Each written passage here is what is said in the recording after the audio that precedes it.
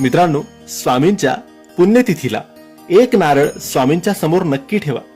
ही एक कृती केल्याने स्वामींची अपार कृपा तुमच्यावर मिळणार आहे, तुमच्यावर प्राप्त होणार आहे.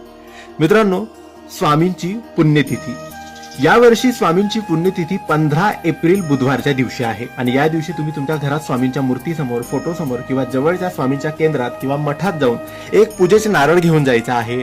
स्वामींसमोर नमस्कार करायचा, मुजरा करायचा, आपल्या दोन्ही हातात ते नारळ घ्यायचं, स्वामींसमोर बसायचं आणि तुमच्या मनात जीही इच्छा आहे ती बोलायची, जेही तुम्हाला हवं आहे ते बोलायचं आणि स्वामींना प्रार्थना करायची की मी आजपासून तुमची नित्य नेमाने सेवा करेन, चांगले कर्म करेन, तुमच्या मार्गदर्शनावर चालेल, तुमच्या नियमानुसार चालेल, कधीच कोणाला दुखवणार नाही, कधीच कोणते पाप करणार नाही आणि नेहमी तुमचे नामजप माझ्या मुखात राहू देईल.